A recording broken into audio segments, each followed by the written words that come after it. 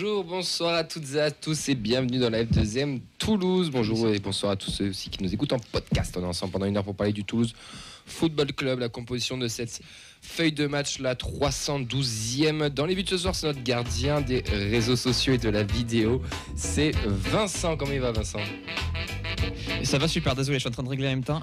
Alors c'est un générique de fond, donc il faut laisser un fond pendant qu'on parle. Voilà. C'est la première, parfait. c'est la première. Voilà. Super, on a accueilli les stagiaires en plateau, c'est cool, et aussi en studio. Voilà. Il va reculer d'un cran ce soir, c'est Ben. Comment il va ? Écoute, ça va, j'ai compris que j'allais jouer comme ça toute la saison, donc autant s'entraîner maintenant. Au milieu de terrain, c'est Clément.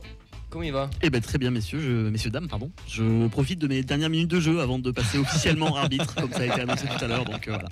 Et il sera accompagné au milieu de terrain de Mathilde. Comment elle va, Mathilde ? Ça va bien, merci de m'accueillir pour ma première. C'est ta première, Mathilde. Est-ce que tu peux te présenter rapidement ?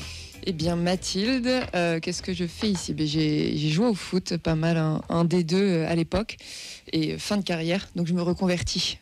Donc Mathilde, on espère tous fortement que c'est la future recrue de la feuille de match. On va voir ça. Donc ce soir, elle est là. C'est sa première ce soir. On est très très très heureux de t'avoir avec nous. Comme je disais en off, 75% de recrues féminines cette année. Donc c'est vraiment, on dit vraiment n'importe quoi au chiffre. Surtout que c'est 66. Tu travailles à la finance, toi, non ? 6, ouais, je sais pas. 2 sur 3 ? Ouais, c'est ça. Ouais. C'est déjà bien. C'est déjà énorme. C'est bien. Non, il y en a peut-être une 4e recrue, non ? Ah bon ? Ouais. Ah, j'ai pas le niveau. Si, voilà, j'en invente une. Prends des gens. J'en ai rien à foutre, j'en invente une. Et pour causer tout ça, c'est aussi une autre voix féminine, c'est Nadia. Comment elle va, Nadia ? On a toujours pas retrouvé son écharpe d'ailleurs, au passage. Coucou tout le monde, non toujours pas d'écharpe, mais ça va. Nadia, elle a vu merci. des hommes en slip dimanche. Elle a pas ça. retrouvé son écharpe. Je t'ai pas entendu, pardon. Je disais que tu avais vu des hommes en slip, mais toujours pas ton écharpe. Oui, je pensais pas l'évoquer ce soir, mais effectivement. Et notre invité du supporter du jour, c'est Mathias. Comment il va, Mathias ? Eh ben, super bien, merci de l'invitation. On parle de 4e recrue, j'ai rien signé moi. Bien joué, bien joué. Comme vous avez pu le constater, on a un tout nouveau générique, il est tout beau, il est tout neuf. La bande son, elle nous a été proposée par Guy, un supporter qui a un album et qui nous a gentiment donné le son libre de droit. On le remercie, donc voilà, ce sera le nouveau générique de cette saison numéro 7 de la feuille de match. C'est Marianne de Good Mind Toulouse qui l'a fait, on la remercie. Vous inquiétez pas, si Mathilde intègre officiellement l'équipe, elle rentrera dans la composition, elle remplacera Clément qui passera officiellement arbitre de la feuille de match, et Mathilde intégrera le milieu de terrain. J'étais prédestiné, je pense. Ouais. Quelque chose qui me fait dire, je sais pas quoi, mais quelque chose me fait dire que je devais finir à ce poste-là. Et donc voilà, n'hésitez pas à nous donner vos avis sur ce générique. Il est tout beau, il est tout neuf. Donnez-nous vos avis si vous avez bien aimé, pas aimé. On vous le remettra en short aussi. En studio, on a du monde. En cabine, on a aussi du monde, puisque Nadia, elle a la technique audio. Mais on a aussi quelqu'un qui sera au micro. Derrière, avec elle, c'est Auxence. Comment il va, Auxence ? Bonsoir à tous. Alors je suis officiellement relégué en réserve maintenant. Ça fait plaisir de voir le déclassement. Merci Clément. Salut. Et Fred aussi qui est présent. Nathan qui devrait être par là, mais apparemment il n'est toujours pas arrivé. On embrasse les absents, Sacha, Arthur, Elliott ainsi que Rémi. Au programme à l'actu, retour sur les matchs du Week-end Académie et féminine. Le débat de Mathias, notre supporter. La colère des supporters envers Comolli est-elle légitime ? Et là, je sens que ça va jaser. Et enfin, on terminera par l'interview supporter de Mathias. Vous pouvez bien sûr réagir avec nous en direct sur le Twitter #F2M Toulouse ou sur notre compte F2M Foot, sur la vidéo du Facebook Live, la feuille de match, aussi celle de Radio Occitania pour Facebook, sur Twitch, la feuille de match, ainsi que sur YouTube, la feuille de match. N'hésitez pas à commenter les émissions, à mettre des likes, à vous abonner, ça fait du référencement, ça nous fait aussi plus de visibilité. Donc n'hésitez pas même juste de mettre des cœurs, des sourires, nous poser des questions, on essaie de répondre en tout cas tout le temps. Voilà pour le programme de cette 312e émission, c'est parti. Est-ce qu'on est la meilleure tribune du championnat ? Mais oui, je veux dire qu'on est la meilleure tribune du championnat. On va commencer avec les news, messieurs, dames, puisque ce dimanche, Toulouse-Le Havre, avec le virage, les Indians Tolosa qui veulent rendre hommage à tous les médaillés olympiques et paralympiques. Une super initiative de la part des Indians Tolosa. D'ailleurs, je vous ferai la transition après, mais on a fait notre job aussi dimanche dernier, parce qu'on a reçu un médaillé olympique, on lui a proposé. Mais le petit hic, c'est que le club, lui, fêtera les fêtera le 29 contre Lyon. Qu'est-ce qui se passe le 29 contre Lyon ? C'est que c'est tout simplement le jour des 15 ans de la disparition de Brice Taton, un supporter toulousain tué à Belgrade. Donc gros couac dans la com au sein du club et méconnaissance totale de l'histoire du club. On en parlera plus vaguement vendredi. J'ai cru voir vite fait que apparemment les postes avaient été supprimés, mais j'ai pas vérifié les sources, donc je sais pas si c'est vrai ou pas. En tout cas, il y a quand même un gros couac au niveau du club et de la communication. Alors qu'ils ne fassent pas en même temps que les Indians veulent faire célébrer les médaillés, que le club le fasse plus tard, pourquoi pas, mais pas cette date-là, pas le 29 septembre. Au bout d'un moment, il y a une histoire dans le club, il y a une culture à avoir, et je comprends pas et je suis pas pour, et j'espère qu'ils feront en sorte de déplacer ça et de voir aussi s'ils peuvent pas faire en même temps que le Havre, ou même tout simplement sur un autre match. On en parlera plus longuement vendredi. On prendra plus de temps pour parler de tout ça. On va faire un petit retour sur ce qui s'est passé dimanche. Pour ceux qui ne savaient pas, dimanche, il y avait un trophée, le trophée Revo Cunavor. Le trophée Revo Cunavor, c'était un match entre les anciens du Stade Toulousain et du Toulouse Football Club qui se déroulait à Blagnac à Andromède pour 5 €. C'était un match caritatif pour l'association Un Maillot pour la Vie. Il y avait du très très beau monde, que ce soit du côté du Stade Toulousain. On a eu du Michalak, du Vincent Clerc, du Lambolé, du Émile Ntam côté TFC, du Cardi, du Dios, du Harry Bagé, du Taider, que du beau monde. Et nous on y était, on l'a commenté. D'ailleurs vous pouvez retrouver un magnifique best-of sur YouTube que Vincent nous a concocté hier dans la journée. Donc pareil, n'hésitez pas à aller liker, à vous abonner, mettre des likes pour le référencement, ça fera toujours plaisir, et surtout pour le travail, le super travail qu'il fait. Et vous pourrez retrouver toutes les interviews des joueurs que nous avons eues, parce qu'on y était, donc Vincent, Ben et moi au commentaire, mais il y avait de nombreuses personnes de l'équipe aussi qui étaient présentes. Ben, comment t'as passé ce moment, toi, dimanche ? Écoute, moi je me suis régalé, je m'attendais pas à avoir autant de monde en plateau avec nous, et des noms aussi élevés, on va dire, au niveau rugby par exemple. C'était chouette, le match j'ai trouvé sympa, il y avait plus d'intensité, de niveau que ce que je pensais. Je m'attendais sur le foot à un peu moins de rythme, au final il y a quand même eu du niveau. Sur le rugby, du fait qu'ils aient un peu réduit le terrain, on a vu des belles actions, donc c'était sympa. Et surtout, tous ceux qu'on a eu en plateau ont été très agréables, c'est vrai que c'était très sympa de les recevoir. Vincent ? C'était bien. Merci. Il n'y a pas Fred, bien que je le remplace. Oui. Voilà, c'était fou de voir autant de légendes en même temps, que ce soit de côté foot ou côté rugby, et même un médaille olympique. Oui, aussi, Benama qui était là et qui est venu aussi au micro. Donc c'était top, tout le monde était bienveillant, tout le monde était dans la déconne, dans le chambrage aussi, et dans le partage. Donc c'est une belle réussite. Voilà. Si vous n'avez pas vu, n'hésitez pas à aller voir le best-of sur YouTube où on a toutes les interviews. On a du Cardi, on a du Siriex, on a du Tamac, du Claire, du Bergougnou, du Sensus, la famille Niflor avec Mathis Niflor et son papa, un moment très sympathique. On vous donnera une petite info d'ailleurs quand on parlera des U19 tout à l'heure, de la réserve, pardon. Donc voilà, n'hésitez pas à aller faire un petit tour sur le best-of. Moi j'ai juste une question, c'est est-ce que Vincent a pu récupérer le 06 de Vincent Clerc au final ou pas, quoi? Parce qu'il y avait des regards d'amour entre les deux, j'ai pu voir. Non, mais son Insta, il m'a liké sur Twitter. C'est comme ça que ça commence, le début d'une belle histoire. On sait où boit des verres, parce que j'ai des copains à nous, et à tout moment on va y aller aussi. J'ai des infos comme quoi, en plus les enfants sont pas très loin à l'école et tout. On se renseigne. Oublie pas, c'est un grand sage a dit un jour que c'était un baradate. Totalement. Allez, on enchaîne avec l'académie et les féminines. Donc la Préfo, la Fabrique Violette, le très bon compte Instagram qui nous tient au courant de tous les résultats des jeunes pitchounes. Triple confrontation au centre d'entraînement de Montpellier. Les U13 ont gagné 3-1, les U14 4-0 et les U15 ont perdu 3-0. Un commentaire ? Coucou Nathan, tu avais raison. Bon, il y en a juste un, 2-1 ça fait quoi ? Oui, 2-1 ça va. En termes de goal average, on vous met quand même 7-4. C'est compliqué, mais bon, c'est Montpellier. On va parler de la N3. Et là, on a de la chance, puisqu'on a Mathilde qui est là, qui a vu cette victoire de la réserve contre Honnay-le-Château. Donc un but de Bélandjou et un doublé de la recrue Arfi.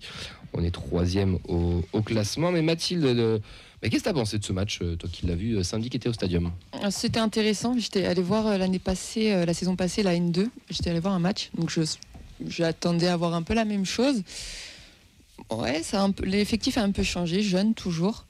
Mais match intéressant après un adversaire assez faible quand même. Honnay-le-Château, on va pas se mentir, c'est plutôt bas de tableau. Mais victoire logique. Enfin, voilà, sur ça, il n'y a rien à dire. Carton rouge j'allais dire de chouchou, mais c'est Zuliani, hein, c'est chouchou pour Mehdi, qui prend un double carton jaune. On aurait pu penser que ça allait nous faire mal et finalement on prend l'avantage après à 10 contre 11. Tout à fait, ouais. Quand il prend le deuxième jaune, j'ai pensé à Mehdi. Je me rappelle de son intervention il y a 2-3 semaines où il disait voilà, que clairement, oui, Zuliani, techniquement, il n'y a rien à dire. Mais ça n'a pas fait tant de mal au TEF. Ils ont gardé la possession, ils ont gardé la maîtrise. Le match était plus débridé. Il y a un très bel arrêt de Niflor à 2-1, où Onel Château aurait pu revenir à 2-2, et je pense que là, ça a changé pas mal les choses. Mais non, on n'a pas tant vu la différence à 10 contre 11. L'année dernière, nous, quand on était voir la N2, on trouvait qu'il y avait quand même un écart de niveau qui était abyssal entre nos joueurs et ce que propose la N2. La N3 a l'air d'être plus adaptée, on va dire, au niveau des joueurs. Tout à fait, plus dimensionné pour l'effectif, je pense.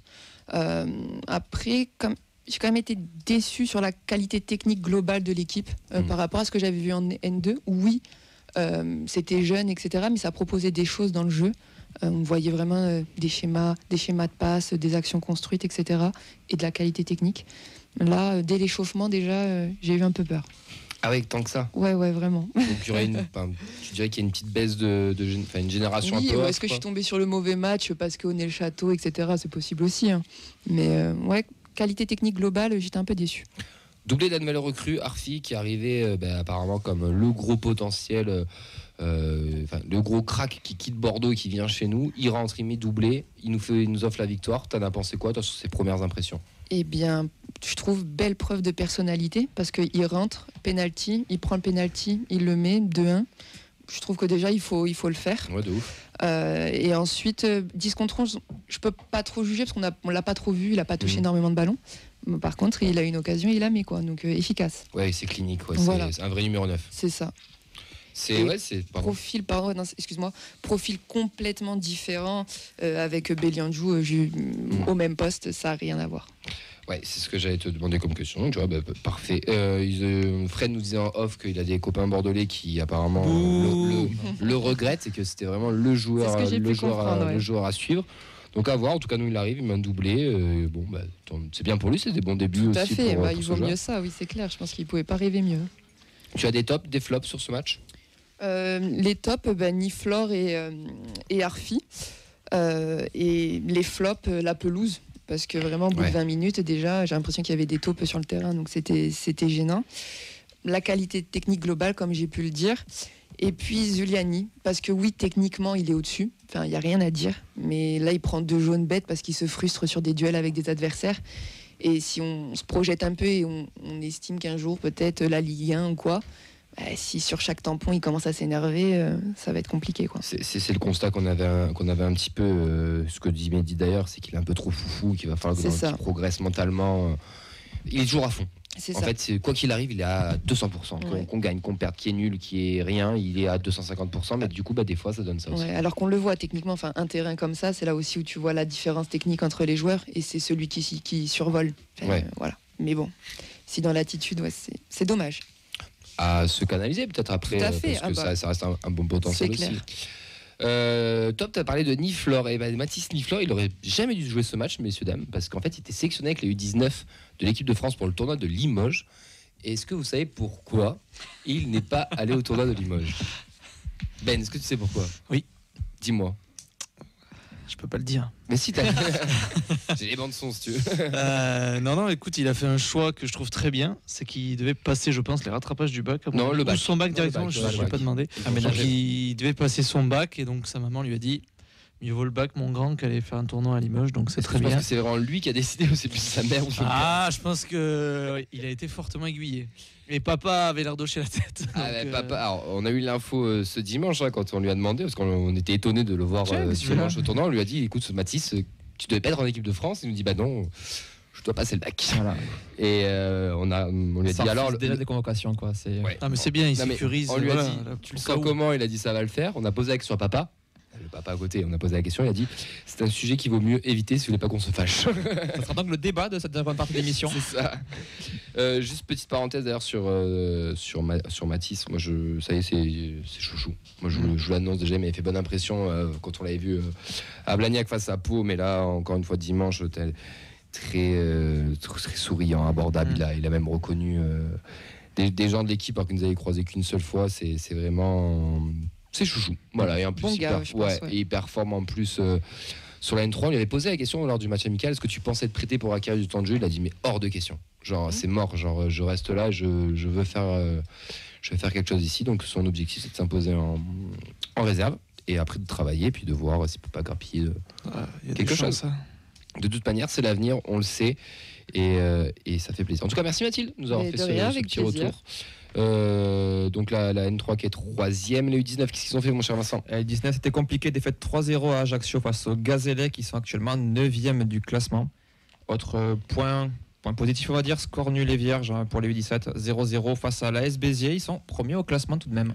Tu suis un petit peu, Mathias, les jeunes, l'académie, ou pas plus que ça? Je suis les résultats, ouais. Quand même. Je vais voir assez peu de matchs. Le dernier match de réserve que j'étais allé voir, c'était le retour de Ricci de ses croisés. Donc ça remonte quand même il y a un petit moment.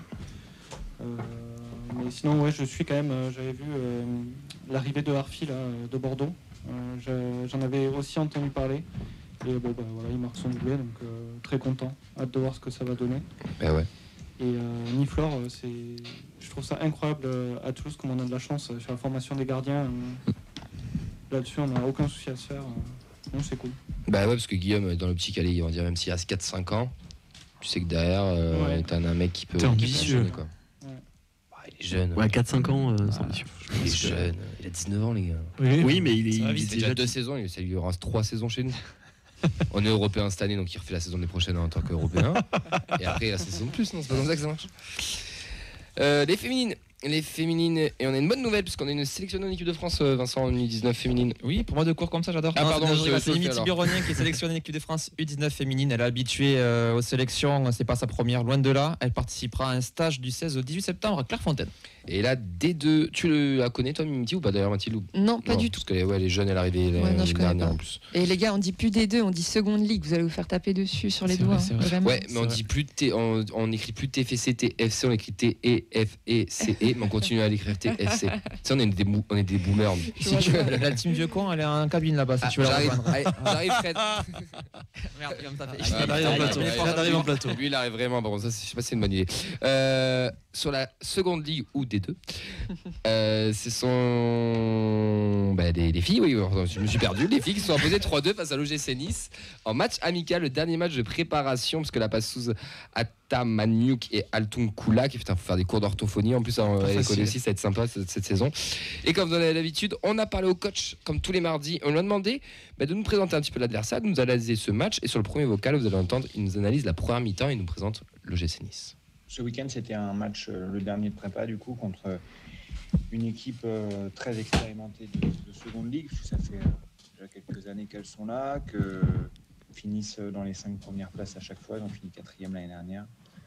Alors, même si elles ont été un peu affaiblies cet été, c'est une équipe qui a gardé les joueuses expérimentées de la division. C'était vraiment une bonne opposition. On a fait la meilleure mi-temps de notre prépa, en première mi-temps. On menait 2-0 sans avoir été vraiment mis en danger, en ayant énormément le ballon, en se créant quelques occasions, même si notre adversaire jouait assez bas.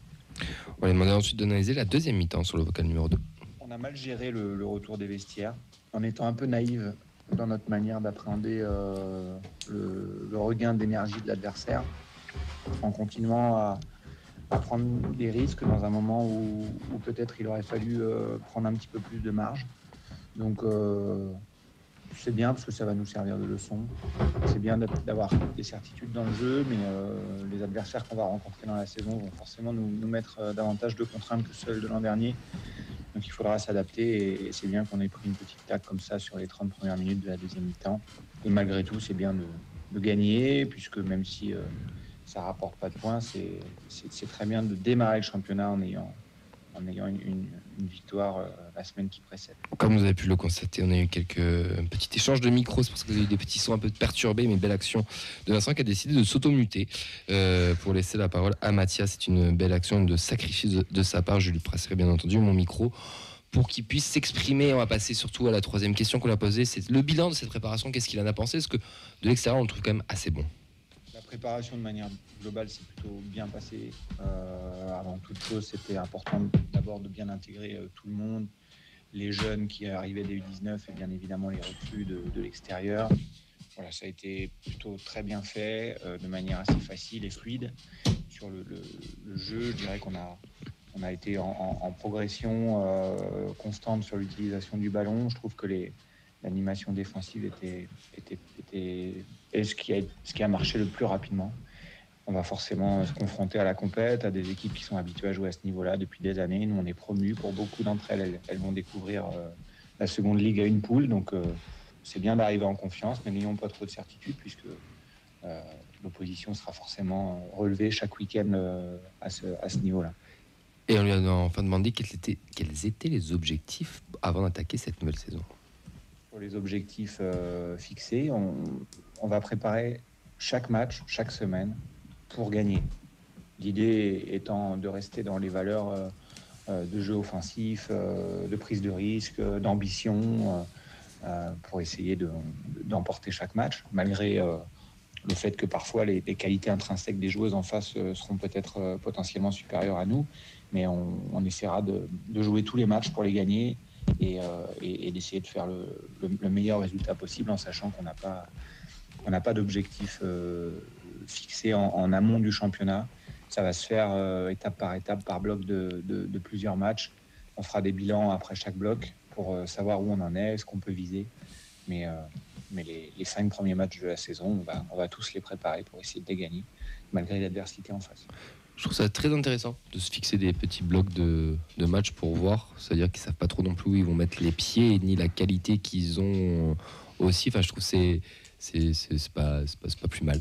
J'en profite que tu sois là, Mathis, tout à l'heure, en D2 et non pas en seconde ligue, parce que c'est maintenant la seconde ligue. Tout à fait. Mais c'est à peu près le même niveau, parce que c'est juste le nom qui change. C'est ça. Depuis l'année dernière, donc la D2 seconde ligue, c'est une poule de 12. Avant, c'était 2 poules de 12. Et encore à l'époque où moi j'ai commencé, c'était 3 poules de 12. Donc le niveau était vraiment très hétérogène. Donc ouais, non, ça va être intéressant. Le match de dimanche, il va être hyper intéressant contre Thonon-Évian Grand Genève. Avec du coup, ils ont pris la meilleure joueuse de Thonon-Évian Grand Genève et la meilleure joueuse de D2, Tatiana Solané. Donc on va voir si ça fait la différence ou pas. Toi qui suis ça encore, je présume. Oui. Tu penses que ça va faire quoi cette année? Parce que notre premier passage a été compliqué avec un apprentissage sur 6 mois qui était très compliqué. 6 mois après, la deuxième partie de saison qui ont été exceptionnelles, on a failli même croire à ce maintien impossible alors que c'était les fameuses poules. J'ai fait quelques matchs, j'ai un petit peu participé de l'intérieur. Donc ouais, non, tout à fait. C'est différent. Je pense déjà il y a eu l'apprentissage avec cette saison-là très difficile mais pleine d'apprentissage, de leçons. Mais ouais, j'ai bon espoir pour le maintien sans souci, je pense. Les spécialistes disent même un top 4. Tu le vois aussi haute quand même que ça, ou ça risque d'être un petit peu ambitieux? Je pense qu'il faut d'abord se concentrer sur le maintien, le plus rapidement possible bien évidemment, et ensuite voir ce qu'il est possible de faire. Mais non, le maintien, oui, j'y crois, et après le reste, doucement. Quand tu entends le président aussi qui dit en conférence de presse qu'il ne faut pas toucher aux filles, qu'on a sacralisé ça, qu'il faut garder ce budget d'investir dans la section féminine, de continuer ce travail, qu'on veut mettre des matchs au stadium. Enfin, c'est le seul président moi, que j'ai en tête qui fait ça. Après, je ne suis pas tout, mais un Olas l'a fait à Lyon énormément. Les autres, on en entend moins parler. Il y en a à Angers, ils sucrent la section féminine pour faire plus d'économies sur les pros. À Bordeaux, elles sont en chute libre totale. Il y en a, il ne faut même pas leur en parler. C'est quand même intéressant en termes de projet club d'avoir ce président qui soutient comme ça. Oui. Le pionnier dans tout ça, c'était Louis Nicolin. Vraiment, avant même Jean-Michel Aulas, c'est lui qui a donné l'idée à Jean-Michel Aulas en discutant, tout à fait, qui lui a dit je serai toi, j'investirai sur ça. Et oui, moi, pour l'avoir vécu de l'intérieur, toujours eu le même discours au sein du TEF. Moi, je suis arrivée en même temps que Redbird, la même année. Et ça a toujours été le même discours, les féminines, peut-être un peu cette culture aussi aux États-Unis du sport féminin. Je pense que ça y joue. Et toujours l'impression d'avoir été considéré et à notre place, comme quoi on a le droit d'exister aussi, et voilà, de nous laisser nous développer aussi tranquillement. Moi, j'espère vraiment qu'il y aura, comme il a annoncé 4-5 matchs au stadium, j'espère vraiment qu'il y en aura au moins 3, tu vois, parce qu'on ne sait pas si ce sera possible en termes de calendrier, mais au moins 3 ou 4, ça serait top quand même, tu vois, que les gens puissent voir et qui restent, qui regardent, qui s'intéressent. c'est important, je trouve aussi pour la ville qu'on rayonne aussi avec nos féminines. Enfin, c'est quand même la culture club, c'est tout le monde. Enfin, c'est pas que le groupe pro, quoi. Tout à fait. Moi, je pense pour vraiment leur donner le plus de visibilité, et elles le méritent parce qu'elles travaillent pour ça. Au-delà du stadium, j'irais même peut-être sur l'annexe 1. Après, vu la pelouse, c'est peut-être compliqué. Mais parce que oui, l'annexe 5, c'est compliqué. Ça sera l'annexe 1 cette année. Ça sera l'annexe 1. Ah bah super. Antoine nous a donné l'info il y a quelques semaines. Ouais. Ben, c'est top. L'annexe 1, une tribune, une petite buvette, quelque chose comme ça. Puis je trouve que ça donne envie au public de venir, de les voir. Et comme je dis, elles travaillent pour ça et elles le méritent, qu'il y ait un peu plus de visibilité. Après, le stadium, bien sûr, si ça a amené à se faire, c'est top. Mais encore une fois, déjà la transition annexe 1, moi je trouve ça déjà très bien. En tout cas, on va continuer de les suivre. Nous, comme on en a l'habitude depuis quelques saisons, on aura le coach tous les mardis qui nous fera des retours de matchs, tout ça. On aura aussi des gens qui seront sur place qui nous feront des retours. On ira aussi les voir parce que l'année dernière, on s'est surtout fait avoir parce que tous les matchs étaient à 15h. C'est toujours en même temps d'avoir râlé énormément, mais cette année, peut-être que ça sera un petit peu mieux. Donc, on aura l'occasion aussi d'aller les voir.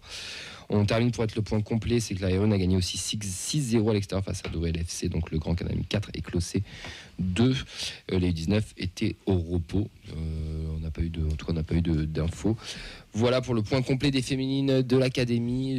Mathias, je me retourne vers toi, je sais pas de l'académie. Les filles, ça, tu suis ou pas, ou juste les résultats aussi? Alors, les filles, je suis les résultats depuis la saison compliquée, la première saison en D2 du coup. Moi, j'avais un petit peu peur qu'on n'arrive pas à garder nos bonnes joueuses à cette époque-là.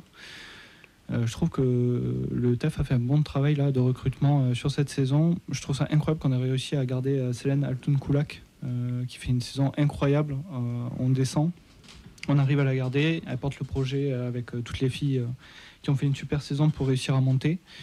Et j'ai hâte de voir ce que ça va donner cette année, parce que pour le coup, je trouve qu'on a un vrai projet et c'est super intéressant en fait. Je trouve qu'en termes de projet club, on est peut-être les plus hypants, je trouve, pour le moment, sur la section féminine. Enfin, je sais pas de l'extérieur, je sais pas toi de l'intérieur, Mathilde, mais de l'extérieur, je trouve qu'on a un projet stylé. Enfin, on sent qu'il y a quelque chose qui se prépare, quoi. Ouais, c'est intéressant, je suis d'accord, c'est intéressant, non, c'est sûr. On va clôturer tout ça et on va passer au débat, puisque notre invité supporter nous a posé la question: la colère du supporter envers Damien Comolli est-elle légitime? Capitaine, c'est celui qui a la barre, quoi, et qui conduit le bateau.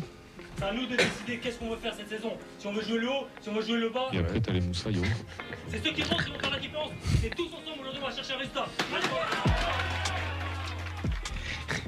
Vous n'avez pas les off, mais il y a Fred qui faisait des signes comme ça en cabine pour dire qu'il conduisait le bateau. Bon, bref. Mathias, tu es là. Oui. Tu nous as voulu poser cette question. Je te laisse ouvrir ce débat.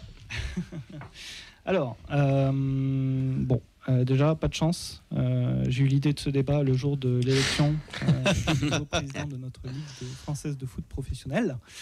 Tout d'abord, le débat, moi, j'aimerais bien le diviser en deux parties. Donc déjà commencer peut-être à parler sur le sportif et peut-être après parler de ce qu'il y a autour du sportif.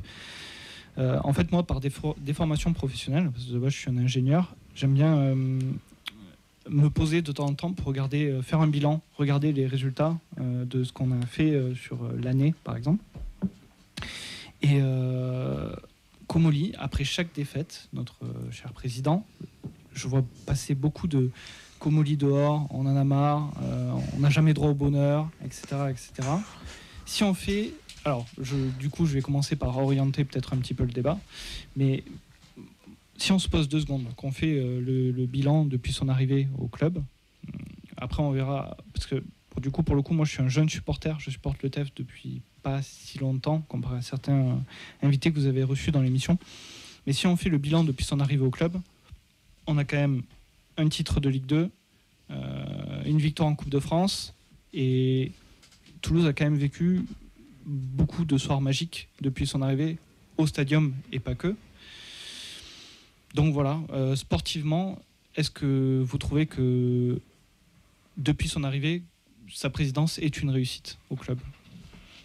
Clément. Écoute, je trouve ça très compliqué de répondre autre chose que oui à cette question. Je trouve que c'est une grande réussite en effet. Il faut se rappeler quand même de où on était avant l'arrivée des Américains et de Damien Comolli. Alors oui, Fred peut-être, mais j'assume. Et ne commande pas ça, Clémence. Tu remarqueras que j'ai pas dit ce qu'il a fait. Non, mais je trouve qu'on a changé beaucoup de choses en termes d'image, en termes d'ambition, vraiment, on est passé d'une dimension à l'autre. On était vraiment ce club qui végétait dans les tréfonds de la Ligue 1, si ce n'est moins. Et en quelques années, je trouve qu'on est devenu un club crédible de Ligue 1, qui inspire d'autres clubs, qui inspire à l'étranger. On parle de nous et c'est enfin pas pour se moquer de nous, comme ça a été le cas pendant très longtemps. Je fais un bonjour aux journalistes français qui ont quand même longtemps pris l'exemple du TFC comme le club cliché de Ligue 1 sans ambition, à qui il n'arriverait jamais rien de beau. Et voilà, on a gagné le Coupe de France, on a joué la Ligue Europa. On n'est pas en train de... Enfin, moi, je suis quand même relativement serein cette saison également pour le maintien. Et ça, c'est quelque chose dont on était très, très, très loin avant l'arrivée de Comolli. Donc, moi, j'estime en effet que c'est une grande réussite pour l'instant. Vous connaissez mon amour pour Clément depuis la 300e. Non, j'ai quasiment le même avis. Si on prend sur 4 ans, c'est très bien. T'es descendu après une saison catastrophique Covid, tu sais pas trop où tu vas, tu rates la montée de peu, ensuite tu montes, t'arrives à gagner la Coupe de France derrière et après tu vas faire la Coupe d'Europe. Donc quand j'entends on n'a pas le rebonheur, je pense qu'il va falloir un peu se calmer. En effet, sur les 4 ans, moi si ça dépend où tu vas amener le débat, mais si on reste que sur les 4 ans, c'est une réussite. Après sur l'année, ce sera un peu différent, mais après je rejoins Clément, il y a ton recrutement, on en parlera après, mais c'était quand même correct. T'as pas fait de folie, parce qu'il faut pas oublier que les droits télé, et en plus avec la réélection de Vincent Labrune, je pense que le championnat va continuer à ne pas progresser, voire à baisser. Donc t'as fait un peu l'écureuil. Oui, t'as beaucoup vendu. Non, t'as pas trop dépensé. Mais t'as fait des économies, peut-être là où des clubs comme Montpellier, par exemple, n'ont même pas pu se renforcer. Angers, c'est très compliqué. Saint-Etienne, ça a pris que des jeunes. Enfin, donc voilà, moi je pense que je suis aussi comme Clément assez serein pour le maintien. Chercher plus haut comme une Conference League ou un top 9, plus compliqué. Tu veux que j'enchaîne après sur les critiques, ça dépend sur quoi on se base aussi. Est-ce qu'il y a une crédibilité déjà sur les réseaux sociaux Non. Où il y a 95% des messages sont des critiques. Mais ça me fatigue. Ça fatigue, bien sûr, ça fatigue, mais est-ce que c'est réellement un sentiment global d'un ras-le-bol entre guillemets des supporters, de gronde qui couvent avec Fred qui va avec la fourche faire dégager le président dans ses bureaux? Non, on est loin de ça. Enfin, il y a plein de petits détails qui peuvent déranger. On peut ne pas être d'accord, comme il y a 65 millions de sélectionneurs et je pense qu'il y a 65 millions de présidents de club aussi. Mais tu fais le bilan global, il est inattaquable. On a rien connu de mieux au TFC dans ces dernières années, attention. Sportivement. Mais on parle que du sportif. On parle que du sportif. Sportivement et sur le reste aussi. Enfin, sur la gestion, je suis désolé. Si tu fais une entreprise, c'est une entreprise. Si tu as envie vraiment de faire des sentiments, tu crées ton association de quartier, tu crées un club de foot loisirs et après on discute. Mais même là, déjà, tu as déjà des conflits humains et tout. Alors t'imagines sur un club comme ça, c'est une entreprise. C'est froid, tu peux ne pas apprécier, mais ça le mérite d'être fait. Et il y a moins de copinage qu'il y a pu avoir à une époque. Ça, on en reparlera plus si tu veux. On en reparlera si tu veux, mais ça dégage plus, quoi. Après, c'est sûr qu'il y a moins de sentiments. Ouais, moi je pense, pour vivre ça de l'extérieur, parce que je ne suis pas de la région, moi je trouve que la chance de Toulouse, c'est que depuis 4 ans, on parle de vous. Et il y a 5-10 ans en arrière, moi, tout ce que j'entendais, c'est que votre président, il préférait les chevaux que son club de foot. Donc, voilà. Moi, je m'arrêterai sur ça et je dirais que quand même, on a remis Toulouse à peu près sur la carte de France au niveau du foot et pas que du rugby, pour le coup. Et je pense que c'est déjà beaucoup. Bon. Il y a un truc qui est très important à prendre en compte, je pense. Et après, Auxence, je te donnerai la parole. C'est que dans tout ce débat, il y a les réseaux sociaux, je pense, qui jouent beaucoup, il y a plein de choses, mais il y a surtout les gens. Et je vais être un peu méchant, et je suis désolé, mais les gens ne prennent jamais le contexte en compte, prennent des extraits d'interviews ou de phrases qui sont sorties pour faire du chiffre, on va dire. Ils ne regardent pas totalement les choses. Pour tous ceux... Nous, dans l'équipe, je sais qu'on s'est tous tapé toutes les conférences depuis qu'il est arrivé. Pour tous ceux qui les ont regardées du début à la fin, qui n'ont pas juste pris des phrases à droite, à gauche, sorties du contexte, la ligne directrice, elle est quand même ultra cohérente. Il y a des erreurs, il y a des choses qui sont bien faites. Tout n'est pas parfait, mais encore heureux. citez-moi un club où leur mercato il est à 200% réussi, où leur projet sportif est totalement réussi et où il n'y a aucun faux pas. Ça n'existe pas. Qu'on soit devenu plus exigeant, je dis pas, parce que notre président, et ça on n'en a pas l'habitude, parce que tu l'as très bien dit, avant il préférait ses chevaux, il parlait jamais. Sadran était quelqu'un de très discret. La conférence de presse, je me rappelle même pas qu'ils en fassent peut-être une par an, et je suis même pas sûr qu'il la fasse à chaque saison. Le président nous en fait beaucoup, parle beaucoup, ambitionne beaucoup, et du coup les gens attendent beaucoup, et des fois s'arrêtent sur une petite phrase. La fameuse phrase « on a un meilleur effectif que l'année dernière », elle est totalement fausse. La conférence de presse, il a dit « on va faire en sorte d'avoir un meilleur effectif ». Les gens se sont transformés et c'est ressorti partout. Donc, avant de parler, de critiquer, d'analyser, prenez le contexte, regardez dans son ensemble ce qui se passe. Je ne dis pas que tout est parfait, mais comme je vous l'ai dit, il n'y a aucun club où c'est parfait. En attendant, sportivement, on l'a répété, il y a un palmarès, il y a quelque chose. Cette année, moi je suis pas inquiet pour le maintien non plus et je nous vois viser au moins l'Europa League Conférence au haut du panier, donc la 7e place. Fais pas les yeux hauts, le haut du panier, entre la 7e et la 12e. T'es 7e, t'es européen, t'es 12e, t'es voilà. Mais ça veut dire que dans ta saison, t'auras des nuls, t'auras des défaites et t'auras peut-être qu'une dizaine de victoires. Ce qui est déjà pas mal. Ce qui est déjà pas mal. Ouais. Mais moi, cette colère-là, je la comprends pas forcément, mais les gens en attendent beaucoup. Je comprends, ils parlent beaucoup. Il assume pas tout et il parle de choses qu'on ne comprend pas et qu'on n'a pas l'habitude.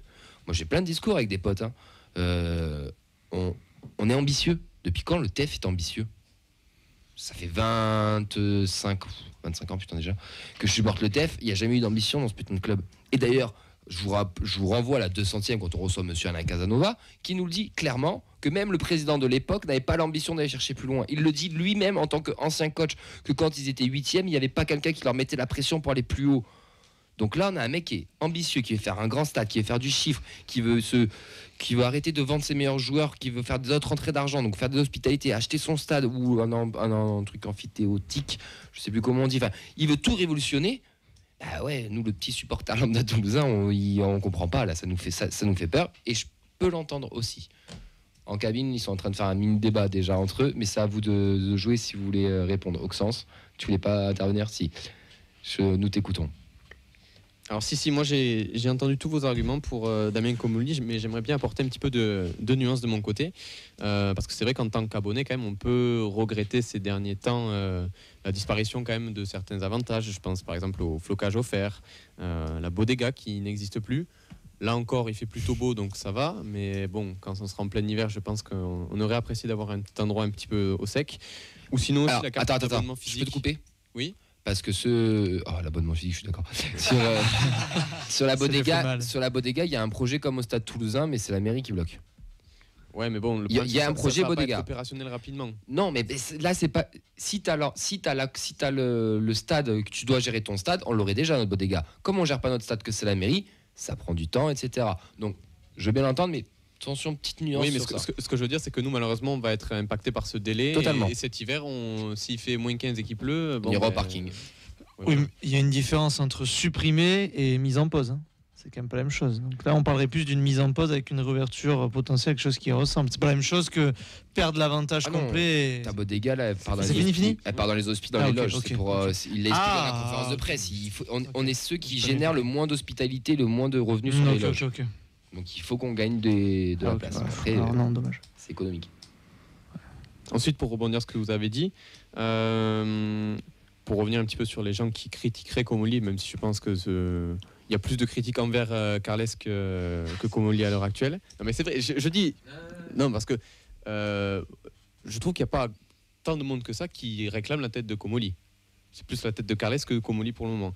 Mais je pense qu'il faudrait aussi se rendre compte que si des gens critiquent Comolli, ce n'est pas forcément pour faire table rase et critiquer tout ce qui a été fait auparavant, mais plutôt parce que les gens ont peut-être plus de doutes sur le projet à long ou moyen terme qu'il y a quelques années, par exemple. Peut-être qu'on avance un petit peu plus dans le flou et que certains s'en inquiètent, mais ça ne veut pas pour autant dire qu'ils critiquent tout ce qui a été fait auparavant. Bien sûr que l'épopée européenne en a rêvé, bien sûr que la Coupe de France en a rêvé, mais je peux comprendre le scepticisme de certaines personnes quand on voit la direction dans laquelle on avance. Ça ne veut pas forcément dire qu'on va se vautrer, qu'on va finir en régional dans 6 mois. Et je le souhaite pas, bien sûr. Mais Non, parce que tu as une politique saine économiquement. oui, Et ça, en fait, ça, les gens, ils veulent pas le comprendre, ils veulent pas l'admettre, ils veulent pas. On a la chance d'avoir un supporter montpelliérain pour le coup, qui, lui, son club, il est dans la merde parce que tout est basé sur les droits TV et qu'ils ont des salaires à 250 000. Donc combien c'est, Casery 180. 180 000. Nous, on loupe peut-être des joueurs dans la data, on n'a pas notre numéro 9 qu'on voulait parce qu'on a une grille salariale très stricte et ça peut être chiant, mais en attendant, et Sadran était aussi comme ça, en attendant, notre club, il est sain financièrement.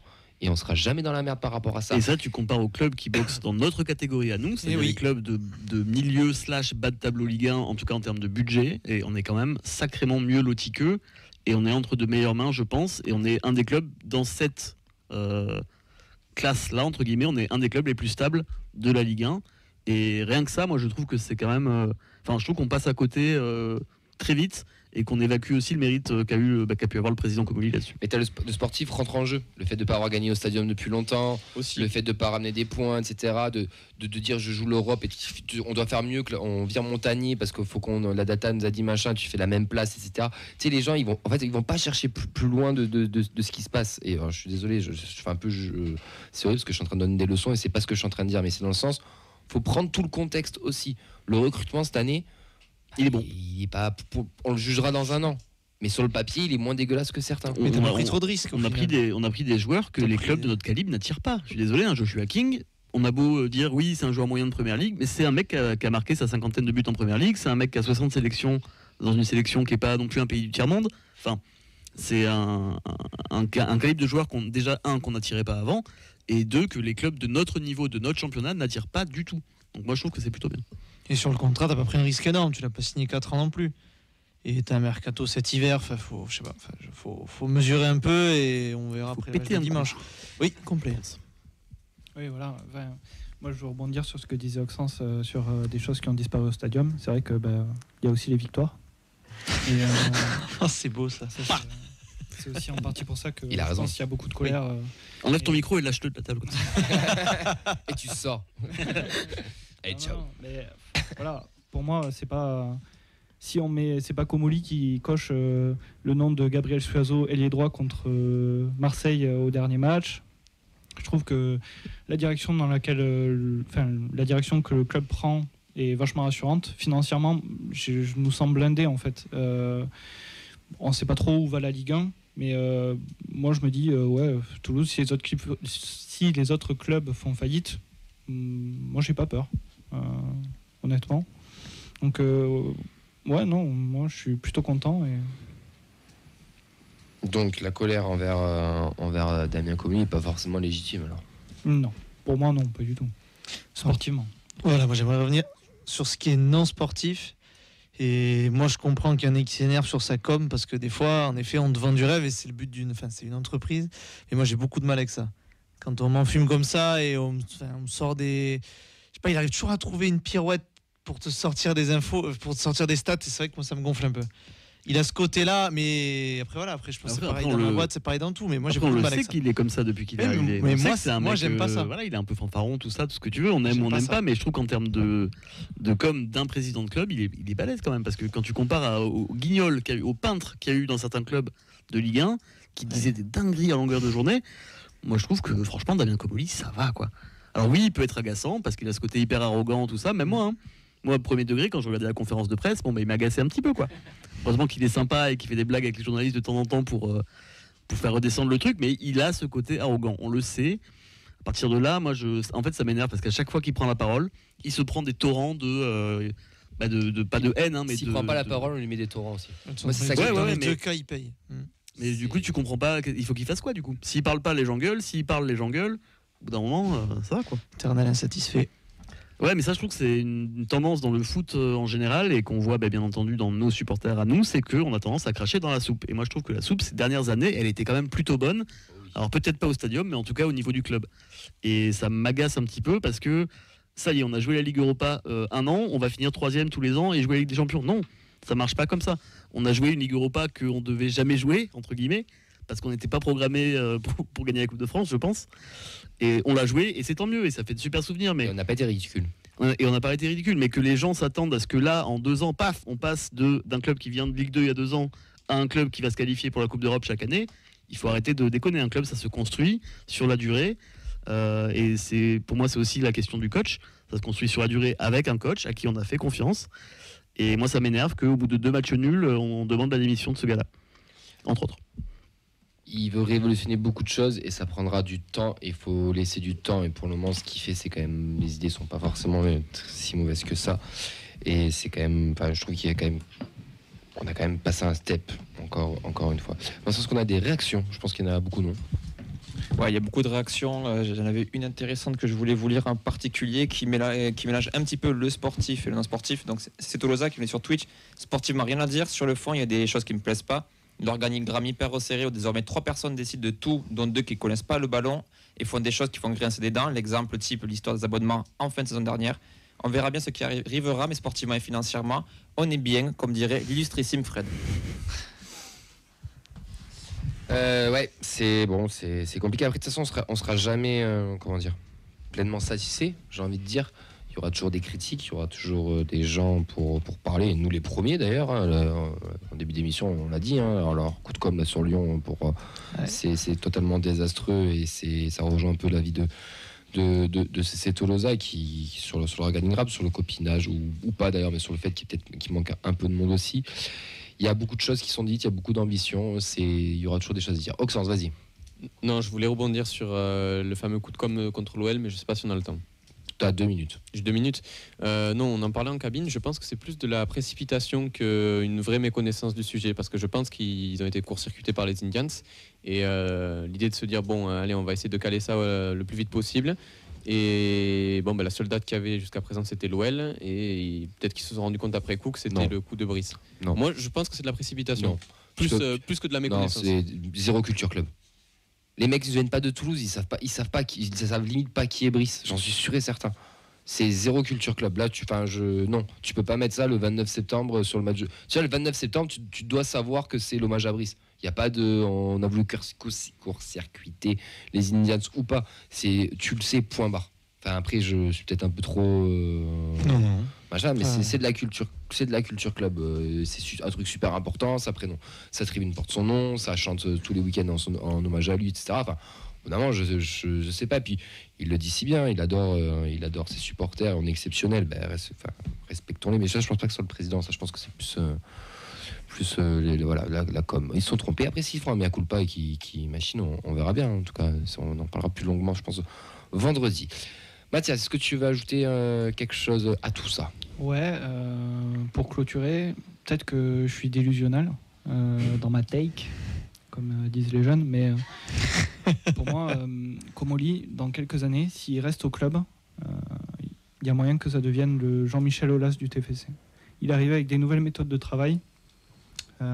On s'est beaucoup moqué de nous à cause de la data, tout ce truc de forcer sur la data, mais on voit qu'il y a des clubs en Ligue 1 commencent à adopter les mêmes méthodes de travail, faire des coups. En fait, les clubs commencent à prendre exemple sur le TFC. Donc, pour moi, voilà, c'est comme ça que je voulais clôturer le débat là-dessus. Je suis peut-être délu sur la take, mais... Mathilde, Comolli, nouvelle Jean-Michel Aulas. En toute mesure, bien sûr. J'irai pas jusque là, surtout vous parlez à une supportrice lyonnaise, donc. C'est pour ça. Là, mais... Non, Comolli après avant Toulouse, il a fait des choses. Son CV il parle pour lui aussi, et je pense qu'il a amené un modèle que lui il a connu en Angleterre et qui était un peu inexistant en France. Donc oui, sur ça rien à dire. Et oui, on sait bien que nos présidents en France, en Ligue 1, ils n'ont pas forcément les meilleures idées. Donc quand ils ont vu que OTEF ça fonctionnait, ils se sont dit putain, il est pas con lui. On va peut-être essayer de faire pareil. Ça n'a pas l'air de trop dépenser et ça a l'air de fonctionner. Donc oui, sur ça, je pense que vous pouvez être fiers d'avoir eu un président qui a réussi dans un contexte un peu difficile financièrement. Vous trouvez des bons coups et sportivement à maintenir un projet assez serein. Je pense que vous préférez être aujourd'hui dans la peau d'un supporter toulousain que d'un supporter montpelliérain, par exemple. Attends, on a un supporter à plateau, demandons-lui. Ouais, non, mais la réponse c'est oui. Ouais. Même du SCO si on fait la différence. Même lyonnais, hein. Parce que vous avez un sacré bordel avec Textor et le MT propriété aussi. C'est autre chose, là, oui, on est sur autre chose. Mais Mais ouais, je pense que après les réseaux sociaux, pour moi, font pas non plus la représentation de ce que tout le monde pense, des 30 000 personnes qui viennent au stadium le dimanche. Après, j'entends, mais voilà, je pense qu'il faut prendre un peu de recul aussi sur ce qu'on peut lire. Je pense que c'est. Enfin, Vincent, peut-être une dernière réaction ou deux et on enchaîne. Ok, on enchaîne. Je pense qu'on peut terminer sur ça, les gars. Vous Nickel. acheter quelque chose. Ils sont en mini débat en cabine, donc je pense qu'on va les laisser tranquilles. En tout cas, le président, il est toujours légitime à nos yeux. C'est l'homme de la situation pour le moment. Et après, on verra bien. De toute manière, il y aura toujours comme on a dit, des gens qui seront pas contents, des gens qui seront contents, des pro-Comolli, des anti-Comolli. Voilà. Faut laisser le temps faire et on verra bien. C'est comme le mercato et les joueurs, on les jugera à la fin d'année. En attendant, il a fait la conférence de presse, il a répondu à tout le monde et je pense qu'il y en aura une en fin de saison ou en mi-saison, je sais pas, on verra. Peut-être à la trêve de Noël, ouais. Je sais pas. Faire un point. On verra. On va enchaîner avec l'interview supporter.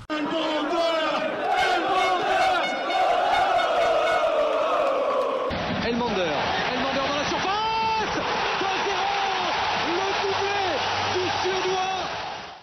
Mathias, c'est ton moment, c'est ton interview. Je sais que tout le monde vient pour cette interview. Mehdi qui a écrit ces quelques lignes et qui est devenu pas connu. On l'embrasse. Quel âge as-tu, Mathias ? J'ai 33 ans.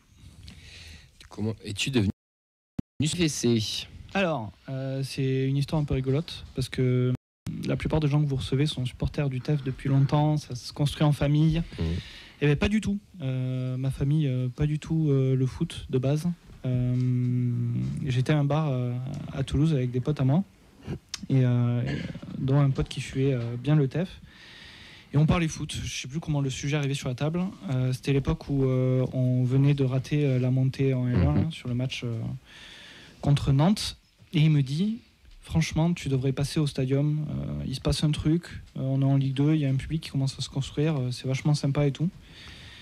Du coup, je dis, vas-y, go. Je prends une place, je mets à côté de toi et je viens au stadium. C'était TFC Rodez qui finit sur un CSC horrible. Je pense que c'est le pire match de foot que j'ai vu de ma vie. J'ai plus raté un match au stadium. C'est beau ça. Ça c'est beau. Ça a été le coup de foudre total. Donc voilà, c'est comme ça. T'es toulousain de base ? Je suis carcassonnais de base. Oh, pas très loin, quand même. Bon, ça va faire une dizaine d'années maintenant que je suis sur Toulouse. Je suis monté pour mes études et au final, j'ai fini par travailler ici. Mais ouais, voilà. Donc je suivais le TEF d'un petit peu loin. À la base, moi, je suis un gros footique. Je suivais que la sélection. Je regardais pas du tout ce qui se passait en championnat, n'importe quel championnat. Et ouais, voilà, match au stadium, et c'était parti, quoi. Comme quoi, quand on va au stade, quand même, ça fait la différence. Ouais, ça fait complètement la différence. Donc ton premier match au stadium, tu nous l'as dit, c'était un TFC Rodez. Est-ce que c'est le match où il y a des insultes Oui, ouais, tout à fait. Sur Mpassi, ça.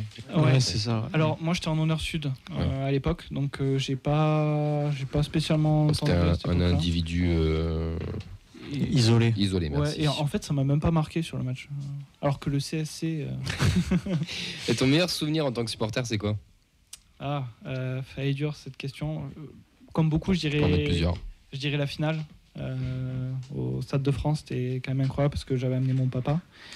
Mais si je veux être un peu aller contre-courant, je dirais c'est TFC Paris FC au retour de la trêve. On se prend un but à la con sur une erreur de Maxime Dupé à l'époque et on arrive à retourner le match sur le but de Ricci à la fin. Incroyable. Je crois que c'est une des meilleures ambiances que j'ai eues au stadium, alors que j'ai quasiment raté aucun match, peut-être les matchs d'Europa forcément. Mais ouais, je pense que c'est, hormis le Stade de France, c'était ça. Ouais. Et ton pire souvenir ? Pire souvenir, je parle peut-être à chaud, mais la retournée de Montbagna. J'en connais un autre, je comprends. Il y en a d'autres. Elle est encore là. Hein. C'est le premier truc qui m'est venu. Ouais. Ah non, mais je te valide à 2000%, mec. Elle a fait très très mal. Un joueur emblématique qui t'a marqué ? Ouais, du coup, comme je disais, supporter récent, moi je dirais Ricci. Franchement, celui qui nous a porté avec Branco sur la montée en Ligue 1. Cet esprit de rien lâcher, toujours se battre, peu importe le résultat. Ricci, ouais, je pense. Et ben pour finir, si tu devais être un joueur du TFC de tout temps, tu serais qui ? Alors, j'ai eu cette question et j'hésitais entre deux joueurs. Tu peux en donner Je sais deux. pas si on a le temps. Tu peux en mixer si tu veux. Je fais un peu de futsal et sportivement, je me compare un peu à Zakaria Bouklal, c'est-à-dire je joue toujours devant, je fais pas les efforts. Quand on me fait pas la passe, je râle. Quand je rate ma passe, je râle et au final, je marque, donc on peut rien me dire, quoi. Okay. Ou sinon, plutôt Denis Genreau.